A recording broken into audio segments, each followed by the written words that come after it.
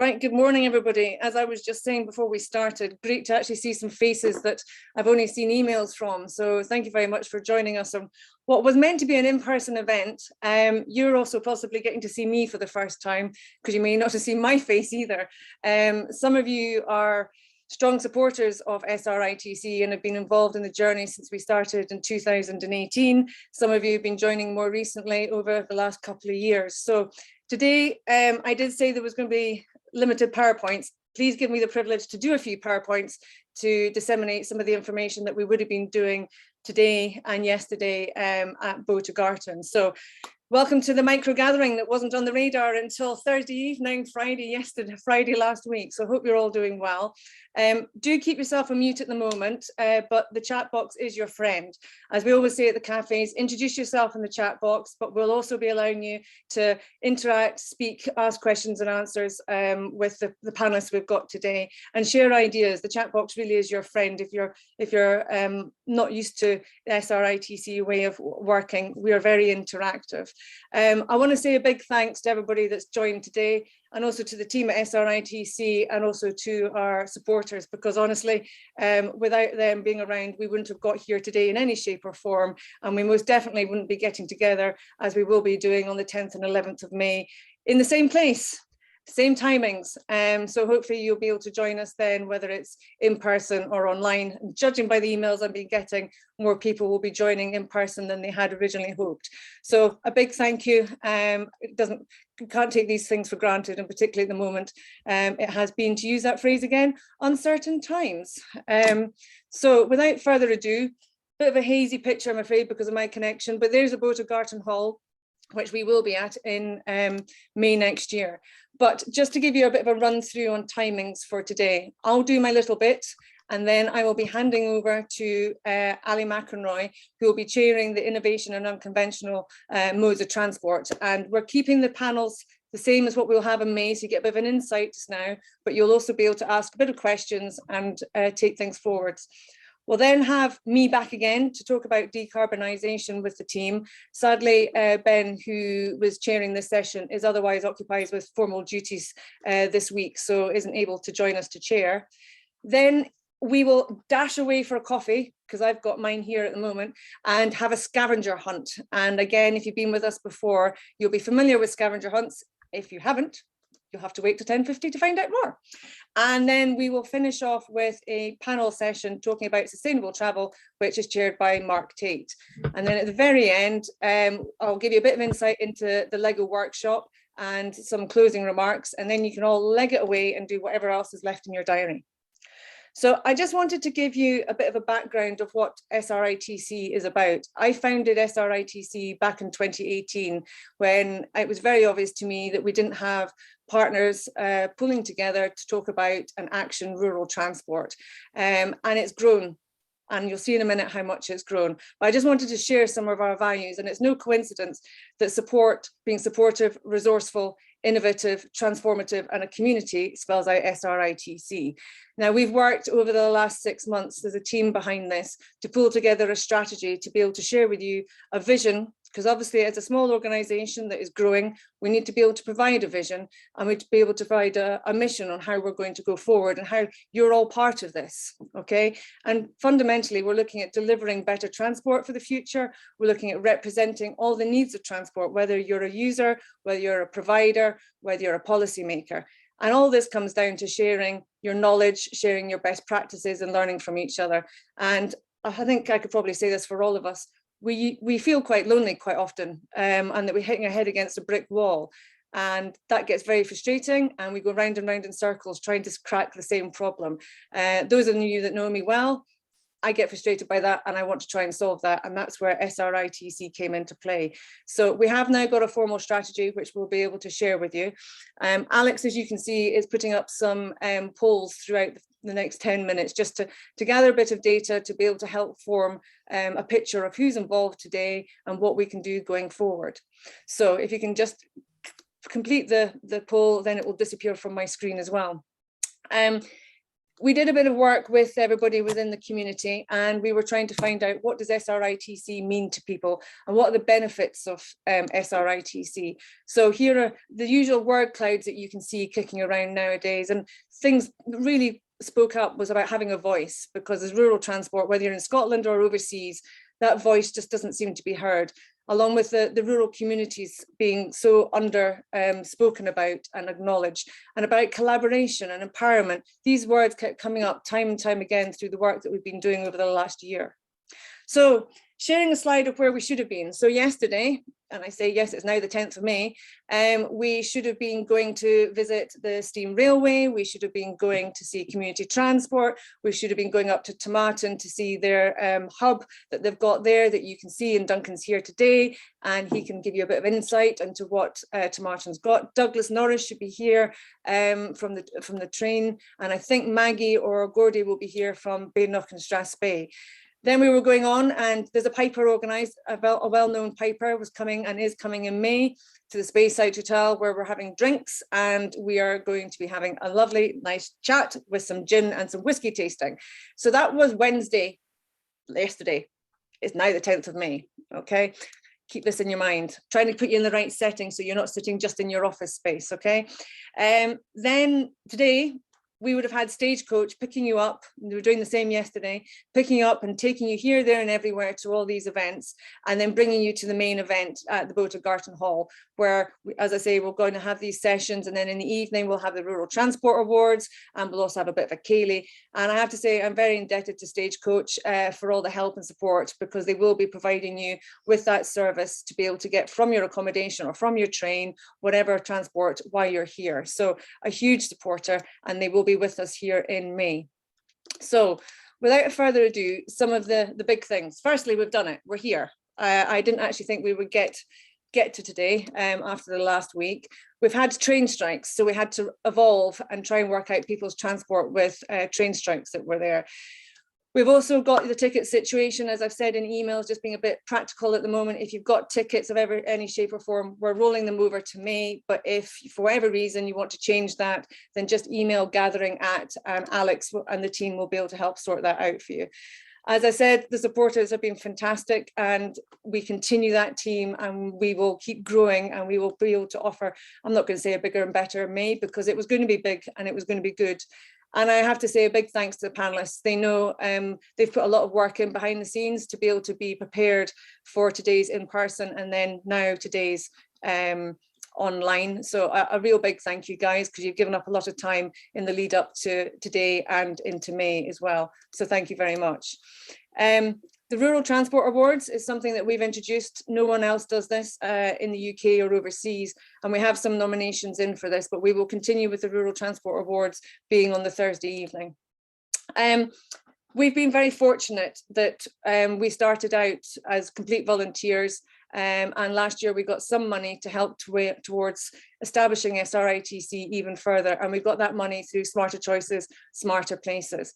So I just wanted to give you a bit of an overview on what we've managed to do so far with this money. And James sadly isn't available to be with us today from SCSP, but it really is a funding stream that everybody on this call should be looking at, because it's very supportive and, I have to say, easy to apply. And that comes from somebody who's been involved in LEADER. So this is very easy to apply, okay? We've been able to, with this money, be able to develop the strategy, which I'm going to share some of that with you in a minute.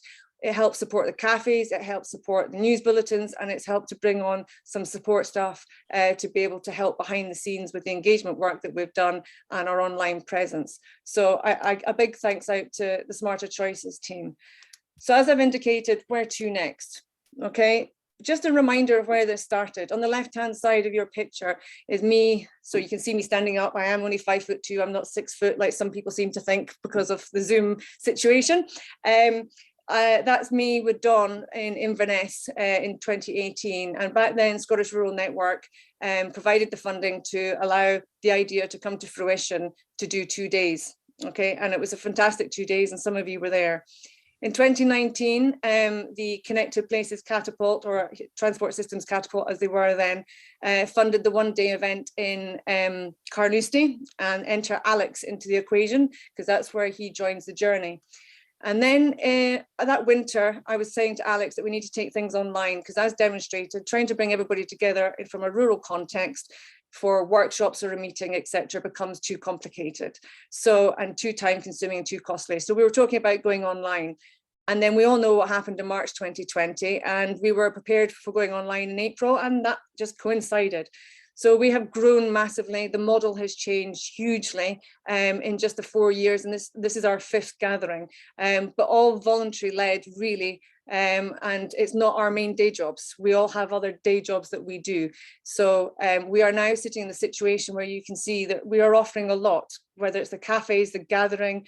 We've developed and worked with Scottish Government, so providing a stakeholder engagement service. We're doing the newsletters, and it's growing. And we've been involved in other organisations' work because they want to be able to bring your experiences into their pieces that they're delivering. So at the end of the day, we are a social enterprise, and to be able to do that social enterprise and to operate going forward, this is what the team and the strategy looks like going forward. So I wanted to share it with you. To be able to help as a social enterprise, the communities, the organisations that are involved within SRITC, we need to, I'm being blunt, we need to generate revenue. And to be able to generate that revenue, to then be able to disseminate that out to the community, these are the things that we are looking at doing. So we are looking to develop a learning knowledge centre so everybody can input into that, so we can share the learnings together. We're going to continue with the cafes and the newsletter, because I know how valuable you find them all. The gathering will be probably biannual in person because of the amount of work that it's required. But we've also been doing a lot of policy responses to UK and Scottish Government announcements of late.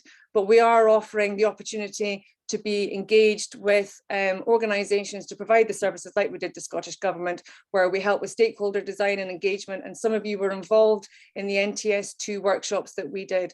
So by able to be involved and paid to do this work will allow us as a social enterprise to then be able to disseminate money out to projects within rural transport. So that's the next step for SRIT, is a very logical step to be taking as we continue to grow. So hopefully the next 18 months will fly by, and we'll be involved in many different things and be able to support many different projects financially as well.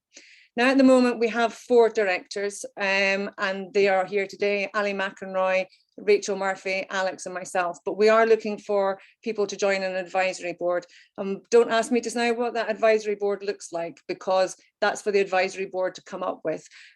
So if you want to be involved with SRITC, then feel free to come forward for the advisory board or the Musketeers, because it'd be great to have people on board. We are also looking for support for internet and web, and that would be probably paid as well. So if you have somebody in mind that could give a few hours a week to help with the development of the IT side of things, that would be really appreciated. So tapping into your knowledge base is what SRITC is all about, and you tap into ours. So without further ado, we've done the strategy. I've asked you for help for the advisory board. I've said to you it's not our full-time job, because it really isn't. So we do as much as we can, the best we can. And I've asked you for help, if possible, for our online portal that we want to build and for our IT that's out there. So the other big news that we've been involved with, as I've touched on already, is the Scottish Government report. We were asked by the Rural Directorate to look at the NTS2, and we ran workshops online at the beginning of the year into spring and early summer, and pulled together, it's about a 40-page document that's been submitted to Scottish Government in June. But we had some 6 big asks, and you'll be able to get access to the full report by the end of next week. Okay, and in it, funnily enough, these are the findings: was we need an integrated rural and islands mobility plan. Latvia, if you go and look at the Smarter Mamba projects that happened, Latvia is the only country that has a rural mobility plan, and you can learn a lot from that statistic. And this was something that came up quite regularly throughout the themes of our workshops. We also had the request number of areas that we had an innovation fund, and that innovation fund focused on rural and island transport, rather than it just being a theme across other ideas and other departments within Scottish Government or Transport Scotland, that there was a dedicated fund. So these are the 6 big asks that have been put forward. There was also the desire, following on from the collaboration element, to have a leadership group, and that this crossed every single element of government, that it was health, it was education, it was transport, it was all these entities that should come together as one and work together as one, rather than it being siloed off. The fourth big ask is about procurement frameworks. As we all know, urban solutions or suburban solutions, when tried to implement in rural areas, don't necessarily work. So there needs to be some thought put into how we actually design and deliver rural solutions. And there are plenty of them out there, many of which are here today. So we need to consider and put forward, and that's what we've done, a rural procurement framework. Nearly there with the slides, I promise you. Something close to my heart is the fact that the rural, just transport in general, doesn't have a young voice. It doesn't have young representation. And I'd hazard a guess, if I looked at the gallery just now, that the diversity in transport is not there. So we've put in a big ask that there should be a STEM challenge throughout Scotland that focuses on sustainable transport, particularly rural transport, to inspire younger people, to bring people, younger people. It doesn't matter whether they want to do social media, it doesn't matter. There are roles for people within that rural sphere, and we need to inspire the younger generation. And lastly, data. And when we talk about data, that's everything from running workshops through to the technology, which we'll touch upon shortly, about having an open data framework, because there's very big gaps, as many of us know, in what available data there is in rural, and how can we progress rural if we don't know what exists and what gaps are out there. So these are the 6 big asks that are in the report and have been submitted to Scottish Government that you can sit and read. And there is an exec summary that you'll be able to take away. So that'll be available on our website next week. Now, I said I wouldn't talk too long, and I hope I haven't. I'm going to hand over to Ali McEnroy. I see there's a poll up just now, the 6 big asks. I'm going to hand over to Ali McEnroy and the team, who are going to give you a bit of an insight into innovation and unconventional modes. So Ali, over to you. Morning, everybody. Thanks, Jenny. Sorry, I'm just completing this poll right now. It's on my screen. Excuse me. There we go. Done. But yeah, morning, everybody. Great to see so many of you on the call, particularly at such short notice. My name's Ali McEnroy. I lead an organisation called Technology Scotland. We represent over 125 organisations across the kind of wider and very diverse technology sector within Scotland. But we do have a particular interest, I would say, in mobility. We run the Mass Scotland Network, which some of you may have heard of. So we're particularly interested in things like mobility as a service and DRT, but we dabble more generally in all things future mobility, both in urban areas and of course of relevance today in rural areas as well. So I'm going to be your chair for this little trailer session today, as I will be again in person in May next year. And this session really is about exploring the role or the part that technology and innovation can play in supporting more sustainable, more accessible rural transport services. And yes, so clearly technology will be a focus of it, but I think innovation can be beyond just pure technology, and it can be innovation in regards to policy, innovation in regards to thinking and implementation. But I guess, look, as you'll see from the panelists that we've got, that there is that kind of technology focus, and that's certainly my background as well.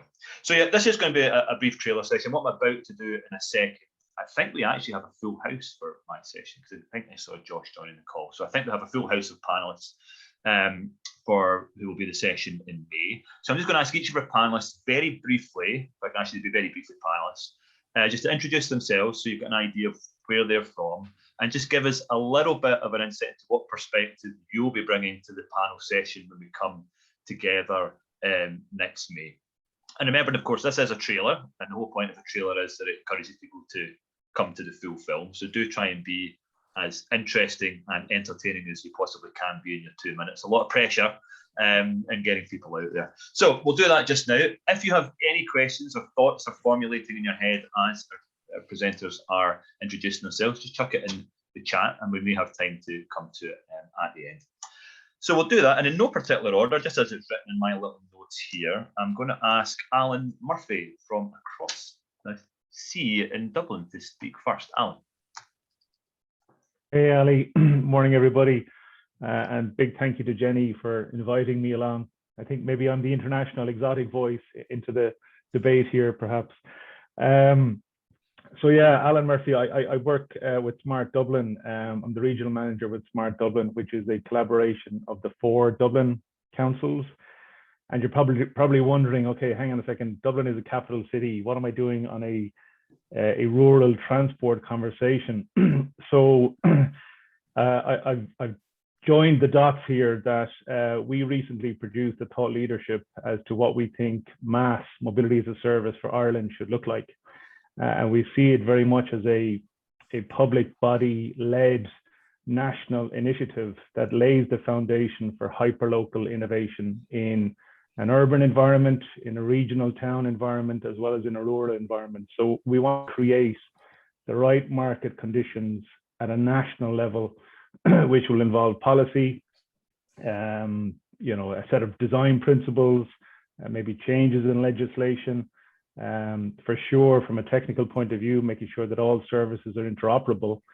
That'll create the foundation to allow all kinds of innovation and interesting mobility services being delivered at the hyperlocal level, in particular in rural communities where the most greenhouse gas emissions are actually taking place from a transport perspective.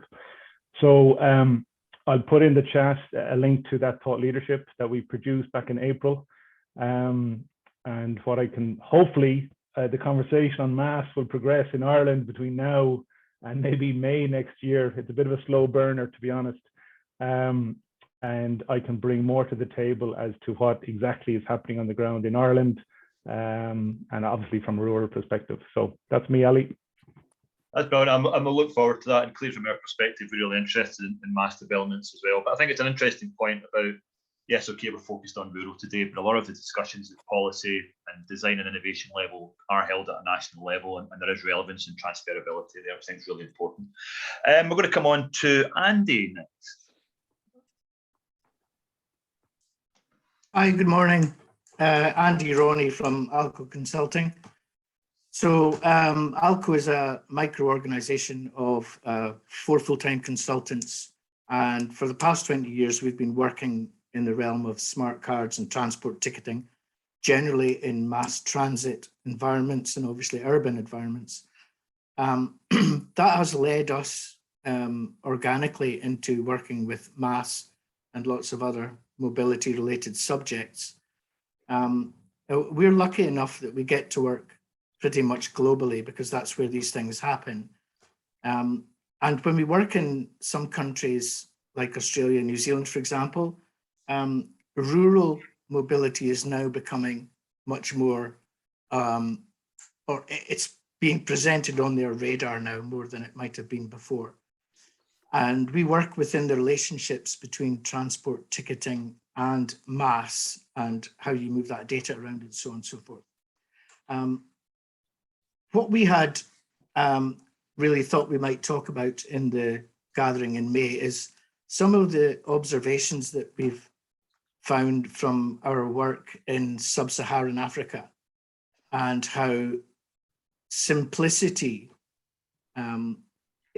is managing without any major technologies in a very simple and unstructured environment with little infrastructure, how they are actually very successfully moving people and packages around across enormous distances in reasonably short periods of time. So it's a good way of drawing a comparison of where the starting point is, where we in the Western world have access to a lot of technology and vehicles and so on and so forth that just isn't available in sub-Saharan Africa. So our plan is to have a wee talk about how all of that stuff comes together and see if that gets people thinking. That's brilliant, Andy. And I bet you didn't think you were going to be hearing about comparisons with sub-Saharan Africa. That sounds absolutely fascinating. So the whole point of these things are so great. We're in Dublin to sub-Saharan Africa to Portgar. We'll cover the lot. So I'm going to move now on to Caroline. There we go. Morning, everyone. I'm Caroline. I'm a geospatial analyst at the Connected Places Catapult. And the Catapult is a government-funded organisation. The overall sort of aim is to bring SMEs and academia and industry together to help accelerate technology and get solutions on to the market. At the Connected Places Catapult, we're very focused on the built environment and transport in particular, and especially future mobility. My role at the Catapult, a geospatial analyst, so I look at location data, location intelligence, and the way I like to frame it generally is answering the where questions that are part of the, the bigger problem. What I was going to talk about in person today, we've got a couple of projects going on at the moment, which are Highlands and Islands focused, 2 drone projects. One of which we're working with the NHS to figure out how we can use drones to, help them essentially with more innovative solutions, and particularly improving patient outcomes for those living in rural areas. And also we've got another looking at developing a sustainable aviation testbed, and that one has a very strong sort of community and social impact focus, and making sure that we use these technologies in a way that brings the most benefit to those who need it the most, and but it's particularly people living in these rural areas. Brilliant, thanks, Caroline. And just goes to show we're not exclusively focused on mass and ticketing, even if that's my background. We're into drones and aviation now as well. I think also an important link there about linking with important service providers like the NHS as part of this. Mobility doesn't sit on its own, it links to all these other services. Very important point as well. Okay, on to tourism now, I think, Josh. Yeah, thanks, Ali. Hi, everyone. I'm Joshua Ryan. I'm the Director of Travel Tech for Scotland, which is the cluster for technology businesses working in tourism and hospitality and leisure. And we've been running for about 2 years. And I guess my sort of main interest in this conversation was probably as a bit of a listener as well. But in Scotland, tourism is, of course, a city game, but it's so much a rural offer and opportunity. And we've seen in the last couple of years in particular, although certainly before, significant challenges around how tourism works in Scotland. So especially when it comes to rural transport and accessing different parts of the country, be it some places being far too busy or getting too busy too quickly, or some places that could perhaps cater for more visitors that don't attract them. So there's a whole sort of interesting loading challenge there around tourism in Scotland. On a personal level, I don't drive. And so I travel around Scotland, I try to at least, always by public transport. Sometimes it's great, sometimes it's not. So I've got almost like a personal interest, especially when I've got 2 young kids trying to lug them around. So I'm really, really interested in how the tourism sector in particular can work better from a transport perspective across rural Scotland. So again, I'm certainly not coming up with solutions here. I'm really interested in sort of setting out some challenges, having an interesting conversation and seeing where things go. There's a lot of companies within our cluster that work roughly in this area, not least the amazing Werevely who are on this call as well. But there's lots of other companies that are trying to think about really interesting use of technology or even service innovation around rural transport. So I think I'm really interested in hearing this conversation to feed it back to those companies, but also bring some of those companies into this conversation and start some new formulation of ideas. I was really taken by something Andy just said around, the way that sometimes technology isn't, here we often talk about technology innovation as something that is a new thing. There's a new product, there's a new bit of technology that does something. And I think often we do need to look backwards as well and draw upon other places that are doing things perhaps with technology that isn't that new, but just using it better. So I'm really interested in drawing upon some of those conversations as well. And then the final thing is we're trying to do a lot within our cluster to drive tourism in a way that's net zero or net positive in terms of carbon emissions, and that's a really difficult conversation to have, especially when so much of it is driven by flights. So we're trying to work with the Travel Foundation, which is a global charity around tourism and the climate crisis, to really set out a framework for how we can drive better transport, travel, and tourism within the framework of the Glasgow declarations. So that's something I'm really keen to chat about, and I'm really delighted to be here, and just to say that everyone at the team has done an amazing job getting this online so quickly, and I'm looking forward to May already. Yes, yeah, I'll join that club as well. Thanks, Josh. And then finally, I hope I've not missed anyone out, but finally, Ian.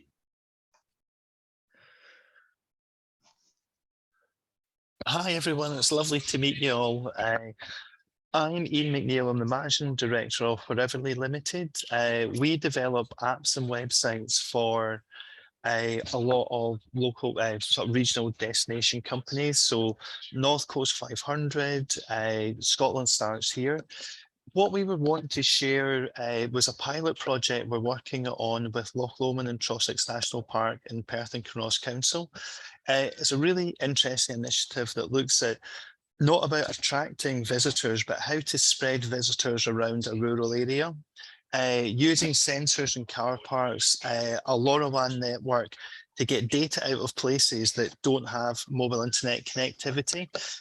So by May, we'll be able to show a really good demonstration of this. It's a very exploratory, early sort of learning piece. So I can't say exactly what we'll be sharing, but I know we'll have good learnings in how to try to make people make better decisions. So letting people know when car parks are too busy, potentially giving that information early in their planning journey, so before they even arrive. We're also working on new ways of getting insights from local communities, because the one thing that's really struck us is, even in looking at two areas that are almost physically connected, was the different needs and the different opinions of people in the local communities. We've done a little bit of work that looks at kind of tourism challenges in the islands, and that's just kind of opened our eyes that we need to almost have a radical new way of getting people's feedback and thoughts and bring it into the digital products we produce. So I was wanting to see if we can get some help on that, but that can wait till May, or we can maybe start it a wee bit earlier. So yeah, and we're delighted with the mass services that are out there. Not only can we tell people about the busyness of car parks, it'd be amazing to tell them the services they can use to get between the places and active travel. So that's another kind of dimension of what we're interested in. So I look forward to meeting you all in person in May, and thank you very much. Thanks, Ian, and thanks to all of our panelists there. I mean, if that doesn't get you along to both Garton and May, folks, I don't know what will. We've got a brilliant panel, another two great panels to come as well. I appreciate time is very short, but we do actually have a question just slipping in, so I'm going to do it. Yeah, we have time, why not? So from Linda, question for Ian: will the car park sensors regard business include available accessible parking spaces? That's to you, Ian. Sorry, I'm trying to, sorry, the accessibility of my thing was not great there. Yeah, it will. What we're trying to do is, where there's accessibility spaces, we're putting little sensors, and we've got a trial at Balmaha. So it just looks at the individual spaces and it just gets a reading car above it, not car above it. So we can see what the availability is. So that is like a trial. If that works successfully, and from what I've seen over the summer, it's been quite reliable. One sensor wasn't reliable, but the other ones were quite reliable. I think we can roll that out. So where there is accessibility spaces, we can put sensors down. They're really cheap compared to the big sensors, so it's not that cost effective. And once you've got the network in place, you can just connect sensors into it. The hard part's almost connecting the sensors to the internet. So that's something that, yeah, will be taking place. I think it should get rolled out. Cheers, Ian. Thanks for that. And I've noticed that Alan just put in the chat that they're doing a similar accessible parking project in Dublin as well. Alan's kindly put a link in, so please look at that as well. So that's it from us, folks. I appreciate it's a very short snippet really of what's available, but if there's anything that you've been of particular interest there, or you'd like to speak directly to any of our panelists, then do get in touch with myself or Jenny or Alex, and we'll be able to join those dots and get you speaking to each other in advance. Why wait till May? Might as well be speaking to them now. Okay, Jenny, back to you. We don't need to wait till May. Thank you very much, Ali. If anybody wants to put stuff in the chat for questions, please do, and keep doing the sharing, because we will then be able to share that out amongst everybody. So don't worry if you can't get the link because you're sitting on a mobile phone somewhere or whatever it may be. But just use the gathering at. We're trying to reduce my inbox exploding, which you can imagine it has been. So please just use the gathering at ruralmobility.scot email address, and we can help put you in touch with whoever you would like to. But as I say, you've got the short straw for me, because you've now got session 2, which I am going